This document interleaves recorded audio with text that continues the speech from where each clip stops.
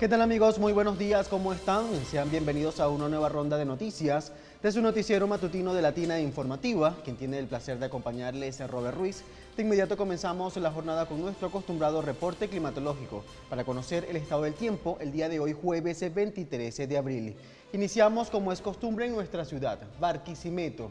23 grados centígrados, la sensación térmica para el día de hoy, con una máxima de 31 grados centígrados y una mínima de 21 grados centígrados. El reporte nos indica que para esta jurisdicción del país el día de hoy se espera esté totalmente nublado. De aquí avanzamos, nos vamos de inmediato a San Felipe, estado Yaracuy. 23 grados centígrados, la sensación térmica para ese territorio, con una máxima de 30 grados centígrados y una mínima de 21 grados centígrados. El reporte también nos indica que para esa jurisdicción del país, el día de hoy jueves se espera esté totalmente nublado. Nos trasladamos de inmediato a Carigua, estado Portuguesa, 26 grados centígrados, la sensación térmica para ese territorio, con una máxima de 33 grados centígrados y una mínima de 24 grados centígrados. El reporte nos indica que para esa jurisdicción del estado vecino, el día de hoy se espera esté totalmente nublado. Amigos, hasta aquí el reporte climatológico. Como siempre, la invitación a que sintonicen la emisión meridiana de Latina Informativa para que conozca a detalle el reporte del INAMED con el coronel Reidy Zambrano. Avanzamos con más. Quiero darle la más cordial bienvenida a nuestro invitado. Hoy en la entrevista matutina estaremos conversando con Carlos Javier Silva. Él es médico veterinario, gerente de manejo de salud animal del Parque Bararida. Bienvenido, doctor. Gracias por estar con nosotros. Muchas gracias por la invitación, de verdad que sí. Obviamente pues es importante la invitación que han hecho, ¿verdad? Y así vamos a conocer lo que corresponde a una institución tan importante que ya va a cumplir 59 años en este año. Pues fue fundado en 1967 y obviamente pues una institución zoológica muy importante o ha tenido su relevancia desde el punto de vista de conservación en estos últimos 20, 30 años aproximadamente. Okay. Es una institución, ¿verdad?, que obviamente, dada la importancia que tiene, ha exhibido animales en cautiverio, donde obviamente para muchos, pues algunos pues, no les gusta mucho observar animales encerrados, pero los zoológicos son instituciones de relevancia mundial, porque de hecho eso está establecido también en los organismos internacionales, como centros de conservación ex situ se llama eso. Okay. Entonces, ¿qué quiere decir eso? Que nosotros, una de las funciones principales de los zoológicos y acuarios a nivel mundial es que se mantienen animales con propósitos de conservación, de educación, de investigación y de recreación. Okay. Obviamente, pues esto tiene que ser bien organizado, bien manejado a través de directrices que estén establecidas por los que están manejando estas instituciones zoológicas a nivel mundial. En Venezuela no escapa de eso, ¿no? Obviamente también una de las situaciones, ¿verdad?, es que por lo menos la gran mayoría de los zoológicos venezolanos están en manos públicas, ¿verdad? Y como el caso del Parque Bararida, que está adscrito a la gobernación del Estado Lara. Es la institución zoológica más importante del país, una de las más grandes, la que tiene mayor cantidad de animales, aproximadamente unos 3.000, 4.000 animales. Okay.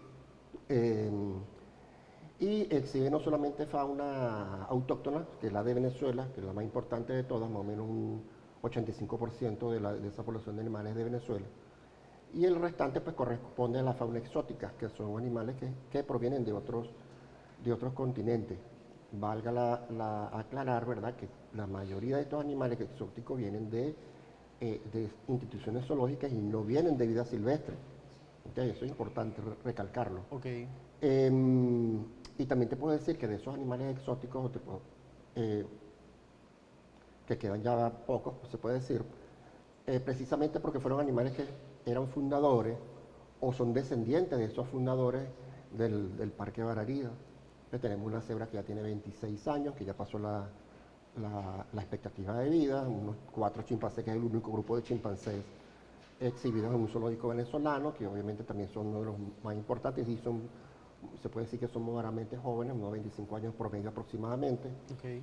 Y el caso de los tigres de Bengala, el león africano, que son prácticamente también, los hipopótamos, te puedo forzar los hipopótamos, que son ya prácticamente, fíjate, ya un grupo reducido de animales de la fauna exótica, que es lo que a la gente le gusta. La gente pregunta por la jirafa, La gente pregunta por elefantes y Así que es. yo puedo decir que desde el punto de vista técnico, ya elefantes más nunca vendrán a Venezuela, a menos que el, el zoológico que los traiga tiene que tener más o menos unas 15, 20 hectáreas de superficie para poder mantener a un grupo de elefantes, 5 o 6 animales, que es los que establecen las normativas técnicas a nivel mundial. ¿Ves? Entonces no es nada fácil una situación como esta, que es para complacer a las personas para que vayan al zoológico. Aquí lo más importante de destacar es que el zoológico, o en este caso el Parque Bararida, Ok. debe de mostrar nuestra fauna autóctona, la fauna venezolana que está amenazada, está en riesgo de extinción, o los que ahorita popularmente a través de las redes sociales, ¿no? Prácticamente se ha popularizado mucho el caso del chigüire, Ok. ¿verdad? Que ese es nuestro nombre autóctono, y lo llaman capibara, ¿ves? Entonces ahora ya inclusive hasta las mismas escuelas llevan a los niños, y nuestros mismos docentes también contribuyen a esta transculturización que tiene que ver con que es el chigüire. Ok. ¿Ok? Entonces,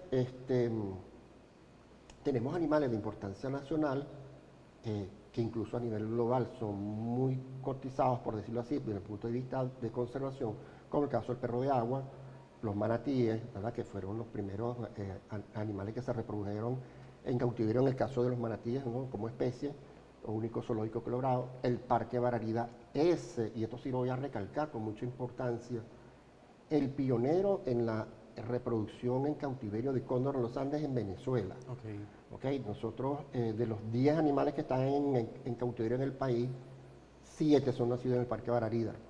¿Okay? Entonces, obviamente, pues, cuando yo mencionaba el punto de vista de conservación, la idea es que nosotros al final pudiéramos lograr que si en una zona determinada del país hay escasa presencia de un animal de una especie X, esos animales pudieran ser liberados. Y precisamente tiene que ser con otros zoológicos del país, no puede ser internacionales, por Ok, ejemplo. sí. Tu pregunta es buena, sí se puede hacer. Ok. Pasa Consulto que... porque recientemente en Colombia hay una situación con unos hipopótamos, entonces Ajá, por eso ok. llama la atención. Sí, ok. Se lo pasa, ese es un temazo, Ok. como dicen, sí, he estado muy al tanto de esa situación, ¿verdad? Porque eso producto también, el origen de esos animales fue un origen oscuro, vamos a Ok. decirlo así, ¿no? Fue producto quizás del tráfico de fauna silvestre, Entiendo. ¿ok? Que llegaron a una hacienda que está en Medellín, en las cercanías de Medellín, ¿verdad? Y bueno, cuando ocurrió con la captura de aquel narcotraficante, sí, la captura como tal de ese narcotraficante, pues se llevaron todos los animales menos los hipopótamos. ¿Ve? Y de esos hipopótamos, esos animales, al final los dejaron abandonados, sí, obviamente sin un manejo humano adecuado, Ok. y obviamente en el desespero esos animales por el consumo de alimentos escaparon de la finca y orinaron este gran problema que ahora se presenta en lo que es la cuenca del río Magdalena. Así es. ¿Ok? Entonces, sí, suena un poquito cruel las medidas que puedan hacer los colombianos, o lo que están ejerciendo las autoridades colombianas al respecto, ¿verdad? Pero se ha convertido en una especie de eso, también una especie exótica invasora. Ok. ¿Ok? Es como cuando aquí el caso, voy a poner un caso muy particular que a la gente le encanta demasiado, porque eso depende mucho de la particularidad de la especie, porque para unas sí y para otras no. Bueno, en el mundo de los animalismos eso se maneja así. De repente puede recibir controversia por esto, pero es así porque existe preferencias por un animal y por otros no. Así es. ¿Ves? Entonces, el caso de las guacamayas en el Valle de Caracas, las guacamayas en el Valle de Caracas es una especie exótica invasora. Producto, y el origen de esas aves es del tráfico de esos animales que son del oriente del país, del llano venezolano. De ahí sí son originarias. Ok. Pero en el Valle de Caracas no. De hecho, han desplazado las guacamayas autóctonas del Valle de Caracas. ¿Ves? ¿Ves qué diferente? Es como aquí en Barquisimeto, el oro guaro o las maracaná que nosotros vemos en las tardes en el Parque Ayacucho, en el Parque Bararida, que sí son autóctonas. Pero que si a alguien en Barquisimeto se le ocurre hacer lo mismo que hicieron en el Valle de Caracas, entonces va a originar un daño ambiental. Eso es un impacto ambiental, que es lo que está pasando en este caso. Entonces, son decisiones que de repente sí son crueles, ¿verdad? Pero todas esas medidas que las autoridades colombianas han hecho, como la que recientemente un juez ordenó la medida de detener el sacrificio, eso se hizo ya hace 10 o 15 años atrás. Ok. Y en este momento estamos hablando que hay una presencia de 250 hipopótamos en vida libre. Así es. ¿Ves? Sin tomar en consideración lo que esos animales pudieran generar en el ecosistema colombiano. ¿Ve? Entonces, ¿Y no es posible, de alguna manera, llevarlos a zoológicos, sea en otros sí, es que esas fueron países? unas de las medidas que ellos establecieron en un principio. Ok, ¿Ok? Sí, buscaron la manera de llevarlos a zoológicos en Colombia, porque no te creas, esto también, cuando tú mencionabas el caso de que si los zoológicos pueden hacer intercambio o transferencia de animales, sí se puede, pero deben cumplir ciertos requisitos legales ok, para que eso, ¿por qué? Porque tiene que cumplir en las normas que el animal tiene que venir de origen cautivo y no de vida libre. ok, Entonces, el caso de los hipopótamos, ellos están en un ecosistema donde vienen de vida libre en cierta forma, entiendo. pero que no es un sitio como pertenece. Muchos hablaban, no, ¿por qué no los llevan al África, que es su lugar de origen? No, tampoco. ¿Por qué? Porque esos animales vienen de criaderos. ¿Ves? A nivel mundial también existen criaderos de animales silvestres legalmente establecidos. ¿Ok? Y tú los compras. Y hay zoológicos que también compran, pero bajo criterios precisamente de manejo. Es decir, que ante la gravedad que está ocasionando esa proliferación de hipopótamos, ¿es correcta la decisión que tomó el gobierno de Colombia? Indiscutiblemente sí. Ok, Te lo voy a poner así. Pues en el año 2030 se proyecta, según las estadísticas de los biólogos, ¿verdad? Estamos hablando en el presente de 250, estamos en el 2026, aproximadamente unos 320. Se está hablando incluso porque hay personas que están capturando crías y se las lleva a Carlos Silva, un ejemplo, que él la quiso y la compró. Y si Carlos Silva la lleva a la cuenca del río Orinoco, que es pasando la cordillera de los Andes, así es. ¿qué pasaría si llegaran a Venezuela? ¿Ves? Entonces, son cosas que no miden en este caso, los animalistas. Así es, doctor, retomemos el tema del Parque Bararida. ¿Cómo se Ajá. encuentra en cuanto al manejo de alguna emergencia, algún ejemplar silvestre? Ok, cuando hablamos de situaciones de emergencia, ¿verdad? Supongamos casos de fuga, nosotros tenemos los protocolos internos de manejo. El Parque Bararida, en ese caso, pues como organización, ha tenido en esa experiencia de los más de los 50 años de vida que tiene, es el más organizado del país. ¿Ok? Y por lo tanto, pues también tenemos una estructura que nos permite a nosotros hacer los manejos que llevamos. Sí te puedo mencionar un caso así extremo que hace como 5 o 6 años atrás, el escape de un oso frontino. Ok, Eso se activó el protocolo establecido, ¿verdad? Y obviamente no solamente las autoridades de la institución, sino las autoridades externas tienen que estar alertas en el caso de que el animal pasara la cerca, porque es un animal que puede escalar, ¿no? Entonces, eso se dio precisamente que una rama de un árbol cayó encima de la cerca eléctrica del excisor del animal y obviamente pues el animal sale. Eh, es la única situación ok, que te puedo decir de gravedades, vamos a llamar extrema gravedad, porque siempre tenemos un protocolo. Ejemplo, a las 8 de la mañana, cuando llegan nuestros trabajadores, los cuidadores de animales, pasan por cada recinto, que el zoológico está dividido en 9 zonas. Entonces, cada cuidador revisa las zonas que le corresponden y te dices si hay o no hay novedades. Entonces, ¿qué son las novedades? Ah, bueno, que si el animal comió, no comió, que si la cerca del exhibidor está en buenas condiciones, el caso de los felinos, ¿verdad? Entonces ahí sí se le da apertura, ¿verdad?, a lo que es el acceso al público, garantizando la seguridad no solamente de los visitantes, sino también de los trabajadores, ¿no? ok. Entonces, son medidas que nosotros, desde el punto de vista médico, por llamarlo así, también tenemos acciones. Vuelvo y repito, porque somos los más organizados en una Así historia es. que viene más de 40 años también. Por lo menos medidas preventivas para el Sí, cuidado de es los que se animales. hacen medidas, es que trabajar con fauna silvestre no es nada fácil. Ok, Porque, por ejemplo, cuando la gente lleva una consulta veterinaria, un loro, una guacamaya, un mono, ¿verdad? Es porque ya prácticamente es el estado final de salud del animal.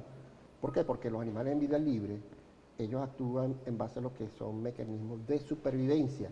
Y cuando la gente ve que un cunaguaro, un león, un chita, un jaguar, un animal que es carnívoro, que ocupa la primera línea de la cadena alimenticia, que va a atacar a un animal, es porque él está detectando que ese animal es el débil.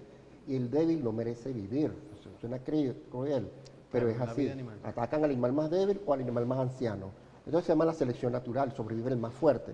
¿Ves? Entonces los animales tienen mecanismos adaptativos que le permiten mantenerse sano, entre comillas, en el tiempo. Ok, ¿Ves? Hasta que factores que inciden en su salud los afectan y son víctimas al final de estos depredadores.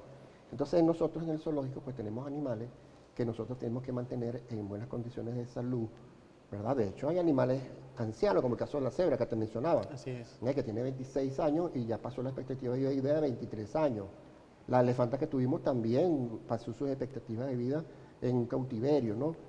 Obviamente, pues a la gente, en el caso del zoológico, pues la gente va a recrearse, Así pero es. realmente la función es educar.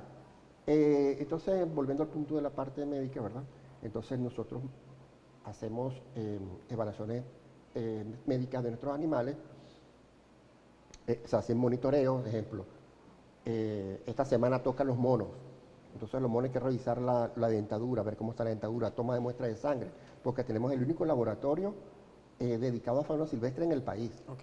¿Okay? No hay otro zoológico del país que tenga este laboratorio. Se le toma muestras de sangre, muestras de heces, se hace monitoreo copoparasitológico cada 2 o 3 meses, precisamente para hablar si el animal tiene parásitos o no. En el caso de los chimpancés, un ejemplo, los monos también, tenemos protocolos para evaluar si el animal tiene presencia de tuberculosis o no.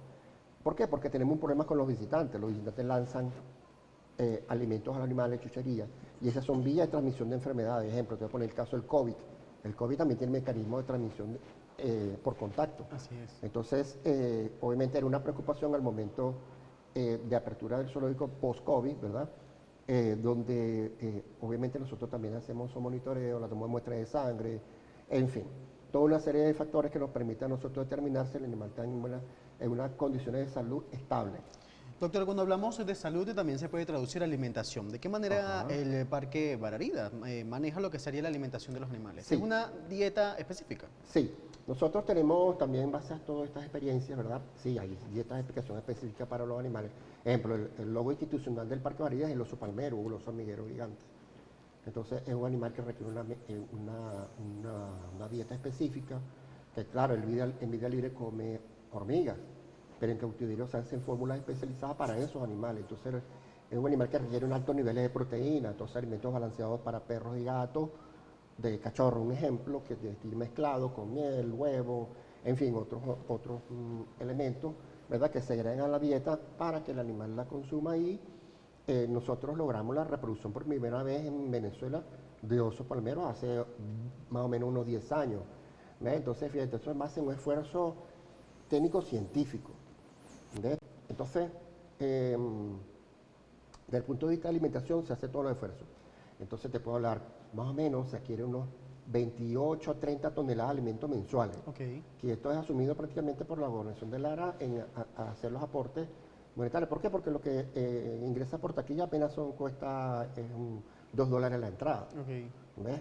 Entonces, obviamente, pues, y también tenemos unas concesiones internas que permiten para poder adquirir otras cosas, que ejemplo, bueno, necesitamos reactivos para el procesamiento de la muestra de los animales. ¿Y no existen convenios con instituciones privadas? Ok, sí, nosotros también tenemos, en el caso, por fíjate tú, la proteína animal. Okay. Que es una de las que siempre la gente dice, uy, el animal está flaco, y está flaco, y está flaco, y yo digo a veces, oye, de este lado es muy sabroso, y del lado donde uno ve, uno dice, el animal no está flaco. Entonces, siempre el caso del tigre. Okay. El tigre está flaco, el tigre o el león está rugiendo porque tienen hambre.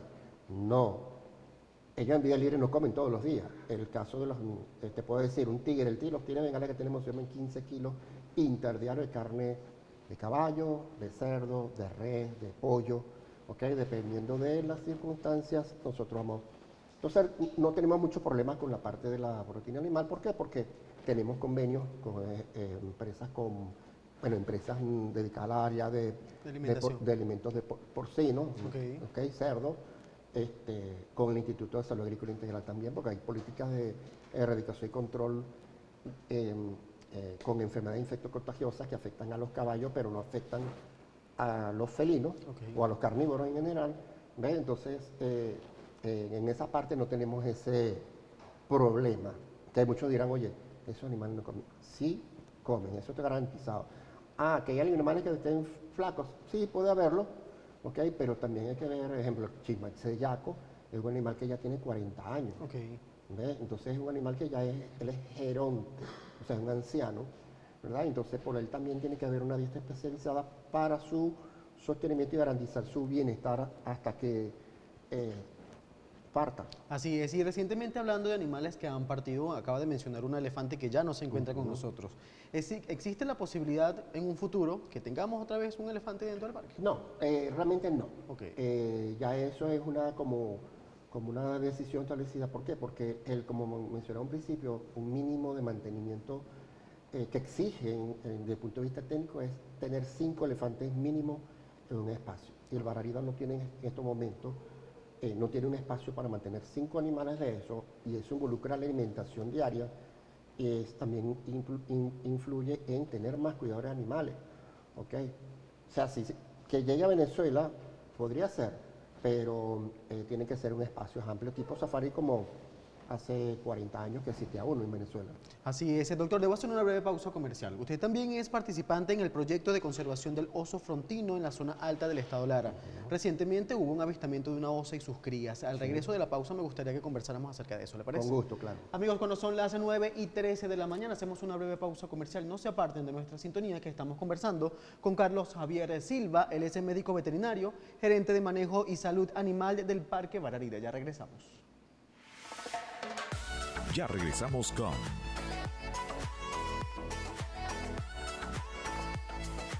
Latina Informativa, edición matutina con Robert Ruiz.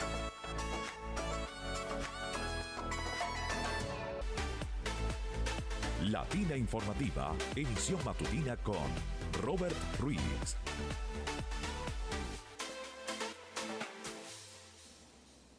Amigos, gracias por quedarse con nuestra sintonía. Recuerden que nos pueden seguir a través de nuestras redes sociales, @LatinaInfor en la plataforma X-LatinaTV en Instagram y mi cuenta personal Robert Ruiz R. En este segmento avanzamos con la entrevista. Estamos conversando con Carlos Javier Silva. Él es médico veterinario, gerente de manejo y salud animal del Parque Bararida. Doctor, había quedado un tema antes de la pausa. El pasado 18 de marzo se pudo presenciar un avistamiento de una familia de osos frontinos. ¿Qué importancia biológica tiene para acá en el estado Lara, específicamente en el municipio de Ibarra? Sí, una pregunta muy importante e interesante, de verdad que sí, porque obviamente el oso frontino, o el salvaje, como también le llaman en las comunidades de nuestras zonas de los Andes larenses, ¿verdad? Esto es importante también recalcarlo, ¿no? Porque mucha gente, a través de esa, precisamente a través de ese video, y es gratificante, ¿no? Cuando uno ve, y yo vi ese video, le decía a Ana, que es parte que coordina el proyecto, y también está un estudiante de medicina veterinaria que se llama César García, es parte del grupo de guardaparque universitario, en toda una logística que nosotros hacemos, prácticamente hasta por nuestros propios esfuerzos, ¿verdad? Con el apoyo también de algunas empresas privadas, entes gubernamentales, ¿verdad? Este hallazgo es sumamente importante. ¿Por qué? Primero, porque el oso frontino es el mayor mamífero terrestre que está en la cordillera de los Andes, como de nuestra región venezolana. Comenzando aquí en el Parque Nacional Terepaima, que deseamos nosotros lo que es la ampliación del Parque Nacional Terepaima, que conecte este parque con el Parque Nacional Yacambú.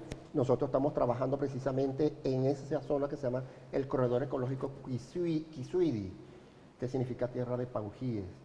Entonces, este video, cuando nosotros lo vimos la primera vez, a través del compañero Félix Romero, que también estuvo en ese momento, claro, en el principio vimos como uno, y ya nosotros anteriormente habíamos visto osos frontinos con una sola cría. Pero esto de que ya ha sido los dos, cuando ya sale el otro, ¿verdad? Que estaban jugueteando, oye, dijimos, maravilloso. Esto es un indicador de salud también, y más en las cercanías del sitio donde nosotros menos pensamos, ¿verdad? El trabajo en sí, ¿verdad? Busca no solamente la protección del oso frontino, sino la protección de lo que es las cabeceras de las aguas que nos surten para el consumo de agua de los barquisimetanos. Sin ese oso, ¿verdad? La cadena de abajo se rompe. Ya dirán, no, pero ¿por qué tiene que ver un oso? Que el oso es un carnívoro, sí, un carnívoro oportunista, pero ellos consumen más bromelias, que son las plantas que están encima de los árboles, vegetales en general de la zona. Entonces, él es un dispersor de semillas. Entonces, hoy está en Cubiro, un ejemplo, y mañana llegó al otro extremo, pasó al estado portuguesa, y en ese tramo pues él va defecando, y en esas heces van semillas de esas frutas o de esos vegetales que él consumió en el momento, ¿ok? Entonces, Fíjate que este hallazgo tan importante para nosotros, ¿verdad? Es muy significativo precisamente por eso. Debería ser el determinante incluso para que ya la Presidencia de la República firme el decreto de la ampliación del Parque Nacional Terepaima. Okay. Porque esto garantiza la seguridad no solamente del oso, sino de lo que dije, el recurso agua para los barquisimetanos. Fíjate lo que hago hincapié, de los barquisimetanos, porque es lo que tenemos aquí atrás. Así es. Si eso sigue siendo deforestado por la ampliación de la frontera agrícola, lastimosamente hay una política de sembrar completar el café de sol, Okay. cuando deberíamos volver al café de sombra, ¿okay? Que en estos momentos pues también está siendo muy cotizado a nivel internacional. Pasa que hay que hacer esfuerzos, políticas de Estado en función de convencer a nuestros caficultores de que debemos volver a esa área. No me dice que lo erradiquemos, sino que volvamos a esos años, Perfecto. a esa área. Doctor, usted menciona la palabra seguridad y me surge una interrogante. ¿El oso frontino está en peligro de extinción por el ecosistema o porque tal vez hay caza de alguna manera? Ok. Básicamente, uno de los problemas principales era la cacería, Ok. para obtener la piel, por las leyendas que existen sobre el animal, de que el salvaje se va a llevar la mujer que tenías en la casa y la metió en una cueva. El oso frontino realmente no duerme en cuevas. Es un animal que es diferente al oso pardo, el oso negro americano. Es un animal que se mantiene inactivo en todo el año, ¿ok? Ok. Entonces, por la cacería. El otro es lo que tiene que ver con la fragmentación del hábitat. Entonces, cuando hablamos de fragmentación de hábitat, se refiere a que la frontera agrícola está creciendo y es una realidad. Esto va a seguir mientras haya crecimiento poblacional humano, va a haber crecimiento de la frontera agrícola, ¿verdad? Pero también tiene que haber garantía de que debe haber áreas naturales que tienen que ser protegidas para que la frontera agrícola se detenga hasta ahí. ¿Por qué? Porque son necesarios, como mencioné en un principio. Sin agua tampoco va a haber agricultura. Así es. Entonces, los alimentos obviamente son necesarios para nosotros como seres humanos. El oso frontino también en algunas zonas de la cordillera de los Andes, cuando no consigue el alimento que él antes consumía, pues también se vuelve, como le dije, un oportunista. Y si hay un cultivo de maíz, un ejemplo, él va a ir a ese sitio que le es más fácil. En vez de estar caminando por otro lado, sabe que el maíz está por ahí y lo va a consumir. Así es. ¿Eh? Así es. Se han visto 15 osos frontinos en un año. ¿Considera usted que esta población está creciendo o simplemente está mejorando las condiciones? Fíjate, esto es un trabajo que ya nosotros tenemos desarrollando aproximadamente 3 años. Es un trabajo que incluso tiene permisos, porque para hacer este trabajo no es que yo fui, instalamos las cámaras trampas en un árbol X, en algún lugar del corredor Cuisidi, ¿verdad? Y ya, no. Esto tiene un objeto científico. No solamente tomar video, tomar fotografía, sino evaluar precisamente lo que acaban de constatar. Sí, en un año vimos 15, en un solo año, pero tenemos 3 años trabajando en esto. Ya en este año 2026, que fue el más, bueno, esa es parte del año 2025, porque el avistamiento fue, sí, nosotros lo dimos a conocer en las redes sociales de Guardaparque Universitario el 18 de marzo, 13 de marzo, ¿verdad? Como uno dice, es el batacazo. Y muchos de la gente dicen en las redes sociales, pero ahí dice octubre 2025. Sí, es verdad, eso fue en octubre de 2025. Para más o menos, según la experiencia de esos animales, para ese momento deben tener 3 o 4 meses de edad. Hoy día deben tener como 8 o 9 meses de edad. Entonces, si es que no hay otros factores que los hayan afectado. Te voy a poner un ejemplo, los perros. Hay perros sueltos en la montaña que también nos pueden afectar al oso frontino. Transmisión de enfermedades contagiosas de perros que también pueden afectar al oso frontino. Ese es otro factor. Pero bueno, entonces, el hecho de haberlos visto para nosotros fue significativo, ¿verdad? Es una esperanza de vida y obviamente lo que queremos al final, lo de la ampliación del Parque Nacional de Terepaima. Es un indicador de salud. Si hay, lo que mencionabas, saber cuántos animales hay, no sabría decirte, la verdad, es la idea, es el objetivo del proyecto, determinar según las fórmulas estadísticas y matemáticas que existen para eso, determinar cuántos osos frontinos hay en el corredor Cuisidi. No se saben cuántos, pero sí se considera que el oso frontino es el único oso en Sudamérica. El oso frontino es el único oso sudamericano. Habita desde aquí, desde el Parque Nacional Terepaima, en Caudares, ¿verdad? Hasta hay reportes recientes que dicen que hasta el norte de la Argentina. Entonces, fíjate, te pasa por toda la cordillera de los Andes, pero te voy a decir algo importante. Yo analizando, ¿verdad?, todo lo que corresponde a la cordillera de los Andes, exceptuando Bogotá, que por ahí no pasa el oso frontino, Barquisimeto y sus alrededores, lo que es el área metropolitana de Barquisimeto, Okay. se puede decir que es la ciudad que tiene la mayor presencia de oso frontino en el área de distribución, Okay. sin contar Mérida. Yo no estoy diciendo Mérida, porque Mérida no tiene la población que tiene Barquisimeto, 1 millón de habitantes. Y hablando de Barquisimeto, ¿de qué manera el ciudadano común puede aportar a la conservación de este animal? No solamente de ellos, Ok. ¿ok?, sino haciendo buenas labores, buenas prácticas que puedan favorecer al ambiente, plantando árboles autóctonos en nuestras casas que no afecte obviamente el cableado. Sin árboles, obviamente, si no hay árboles no tenemos oxígeno, no tenemos sombra, no tenemos hogar para la diversidad biológica local, ¿ok?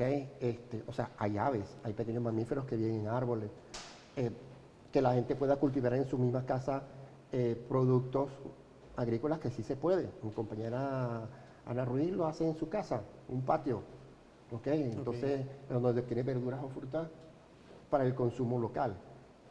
No desperdiciar el agua, en fin, muchas cosas. Y lo más importante, no comprar animales silvestres en las carreteras. Okay. ¿Por qué? Porque al final llegan al Parque Bararida o cualquier otro zoológico del país y siempre nos acusan a nosotros como instituciones zoológicas de que somos bien malos al mantener animales encarcelados, cuando nosotros no estamos pidiendo que los animales lleguen a las puertas del Parque Bararida porque el animal ya me estorbó en la casa. Eso es crueldad animal también, y es crueldad para nuestros ecosistemas. Entonces te voy a poner otro ejemplo. Yo también trabajo con el equipo, ¿verdad? También trabajo con la cotorra cabeza amarilla en el semiárido larense. Y nosotros hemos visto también como ahorita en mayo, esta es la temporada de la postura de huevo de la cotorra cabeza amarilla en el semiárido. Y ahorita en mayo nace, en mayo y junio nacen.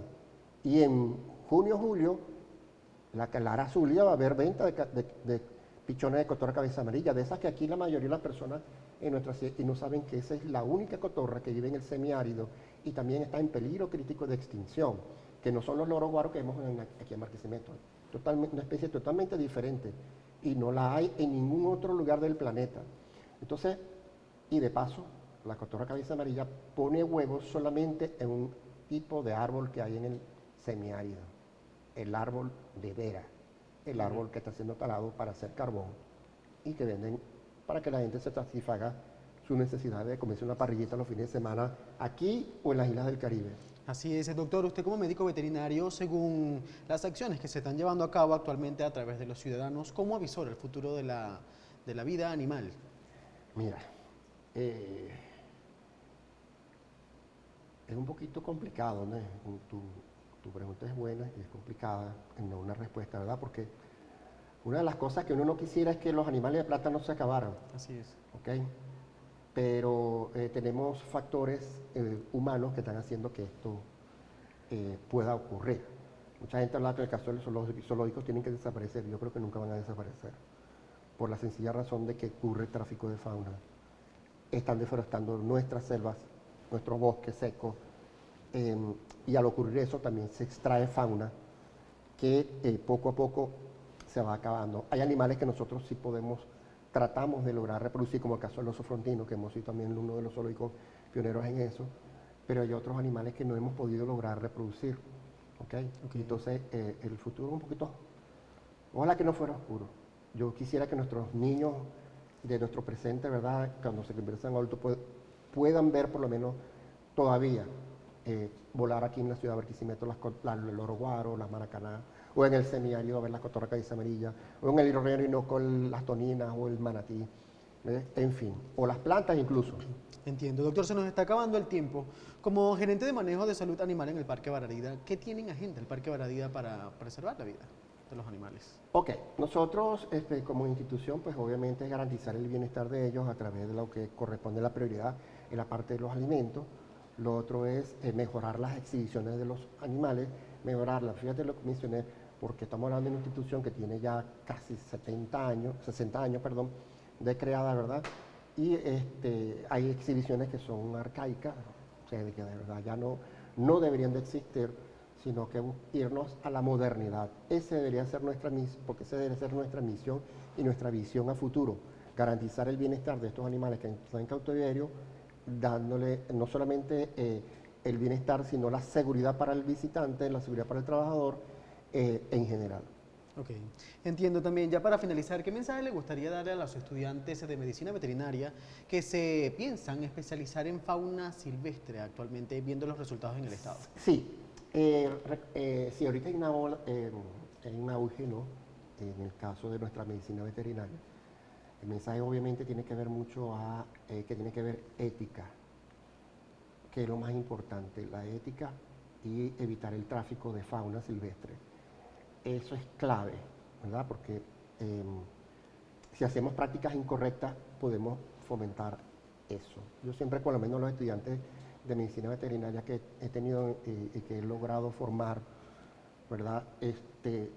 Por lo menos se van con ese granito de arena y estoy seguro, y lo he visto, ¿no? Porque ya he creado, hay una colega que hoy día en Guayaquil, en el zoológico de Guayaquil, y siempre me manda mensajes, oye, que uno lo llenan, ¿ok? Entonces, ese es el mensaje que se puede dar a un estudiante de medicina veterinaria. No es solamente el lucro como tal, sí, uno requiere vivir, ¿no? Vivir bien, pero también tiene que tener la ética profesional en el trabajo con fauna. Hablando de formación, ya para finalizar, en el Parque Bararida realizan de alguna manera capacitaciones, tal vez talleres o algo Sí, que... nosotros estamos recibiendo estudiantes de las 10 universidades que dan medicina veterinaria en el país, pero no solamente medicina veterinaria, también de las ciencias biológicas. Podemos recibir inclusive hasta estudiantes de licenciatura de estudios ambientales, en biología, agronomía incluso también, ¿ok? En el caso de manejo de fauna.